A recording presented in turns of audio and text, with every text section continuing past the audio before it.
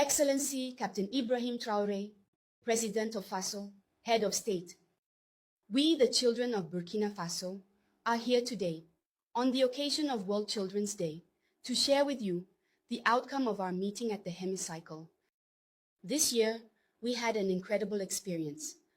We sat in the Transitional Legislative Assembly as deputies under the presidency of the ALT President. During this session, we asked the Minister important questions about the promises you made to us during our meeting last year.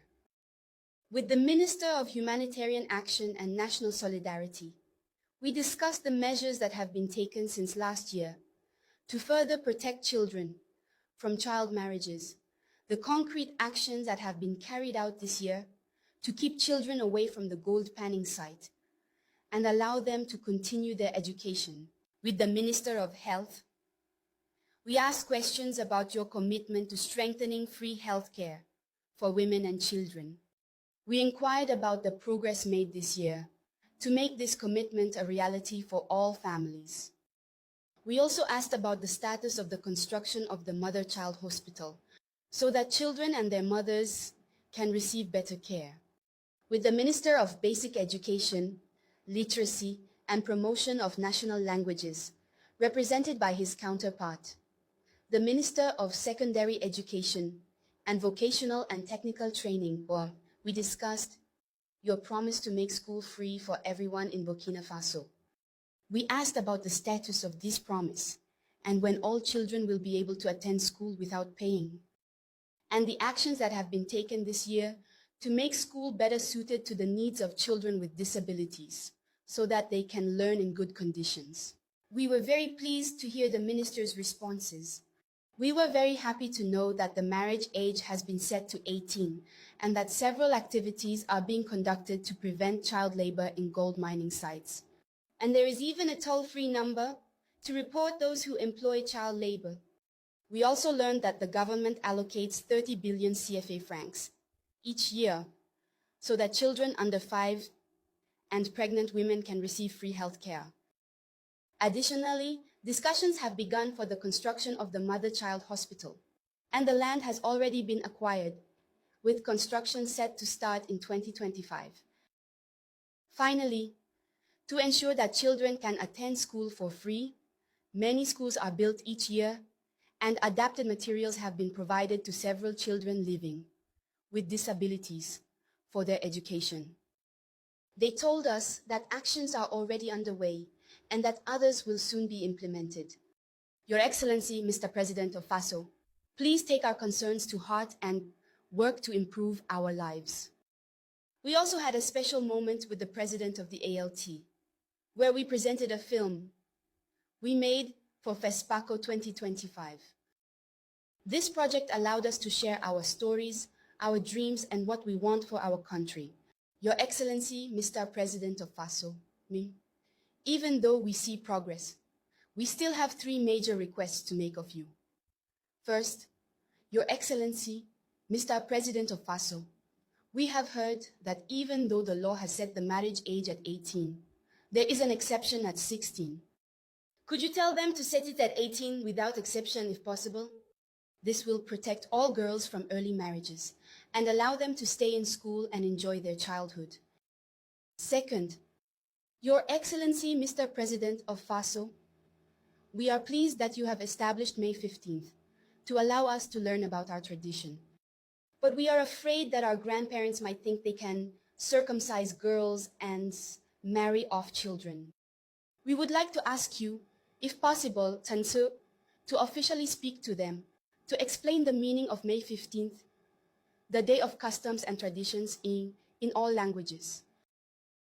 Your Excellency, Mr. President of Faso, our parents have explained to us that the law provides that children who have committed minor offenses should not go to prison, but instead do light work, like weeding the CSPS or cleaning the schoolyard. Could you ask the judge to enforce this decision? This will prevent children from going to prison and being exposed to bad influences. Your Excellency, Mr. President of Faso, we know that you listen to us and that you are ready to act to protect us. These changes are very important to us and will allow us to have a better future. Thank you, Your Excellency, Mr. President of FASO, for always thinking of us, protecting us, supporting us, and building with us a Burkina Faso where every child can be safe, go to school, and succeed in life. We thank you. Hello, everyone. Hello, welcome. You are honorable deputies today, and I suppose that at the ALT, everything went very well. Were the ministers able to respond well? Were they convincing? Yes? All right, thank God. In any case, there are many things we have undertaken for the benefit of the children. And everything we do, by the way, is for the benefit of the children. You are the future of this nation. You are the future of the homeland. So everything we do is for the children. That you must already understand. Every initiative we take is for your well-being, so that you can live on the right path, go to school, thrive, and contribute everything you can to the homeland. Many things have been initiated. Many things remain to be done. Everything depends on the pace at which we proceed. And as you can see, there are many children who were displaced, but who are gradually starting to resume classes in several localities. This is due to the dedication of the defense and security forces and the VDP who are on the ground, giving their all, sacrificing day and night, so that you, the children, can live in peace and go to school. Just today, I learned that in one of the regions that there are at least more than 10,000 children who have resumed classes. So the classes have been officially opened, and I think this aligns perfectly with your aspirations, which are that all children can go to school. Educational infrastructures are being significantly improved, and I believe there are many children among you who come from certain regions who must have seen during the rainy season many schools losing their roofs, which negatively impacts your classes. So we have developed a new school model, and we are finding ways to implement it throughout Burkina so that bad weather and other natural disasters cannot impact your studies. During the year, there were some floods, and on many occasions, there was a school where the waters almost trapped children. Thank God the firefighters were able to intervene quickly. So all of this prompted us to think about a school model that would allow children to study safely and study well. On the health front, as they told you, it's real. We are in the process of launching the mother-child hospital. Just this week, I had a small meeting with someone from the Chile National Bureau of Major Projects to discuss this. And I truly hope that by 2025, we can launch it. The ambition is for you to attend school for free and for us to be able to provide you with free healthcare. This is our goal, and we are working to make it happen. This is also our dream, and it is what we are fighting for. In the mines, we have opted for a technology currently being used in Burkina Faso. If you look recently in the southwest region and before that in the Orvo area, we have been able to set up these machines that allow for the extraction of gold in an ecological way, I would say, without first using chemical products that can be very dangerous for both children and adults, but also that prevent children from coming to the mine to do certain very strenuous tasks. We are in the process of developing all these initiatives so that children do not end up on the gold panning site, breaking stones, which is quite arduous, or inhaling dangerous chemical substances. We are working on this so that, as much as possible, in a very short time, we no longer hear about children on gold panning sites. Regarding certain aspects that you just mentioned in your grievances, we have taken note. We will see if it concerns the Code of Persons and Family. The paragraph that deals with this situation of authorization at 16 years old. It is not just the parent's authorization, the person concerned is also involved. We will see if there is a need to adjust to align with what you wish. But we wish that at 18 years old, in any case, there is the freedom to choose whether to enter into a union or not. At 18, one is no longer a child. That is why we have set the age at 18. But we will think about this paragraph of the Family Personnel Code and see what can be done. The other grievances as well, they are current issues. As you said, we will see with the sectoral departments, the ministerial departments, what can be done. I suppose that next year, God willing, you will be able to ask them questions about the beginning of the implementation of what you wish for. Traditions, customs, it's not only what you have said. We have noticed that many people can confuse things. But understand that we continue to educate, raise awareness, and explain to people why this day. I think that on that day we took a tour of the museum to see some cultural values that are unique to us. It was also a message conveyed to all the stakeholders so that they understand that what we are looking for are certain very important values in our cultures that we have abandoned, but which could be useful to us. This is what needs to be expressed. Let me give you an example. You see, in some villages, there were people who had knowledge, blacksmiths, who managed to take the earth and extract iron.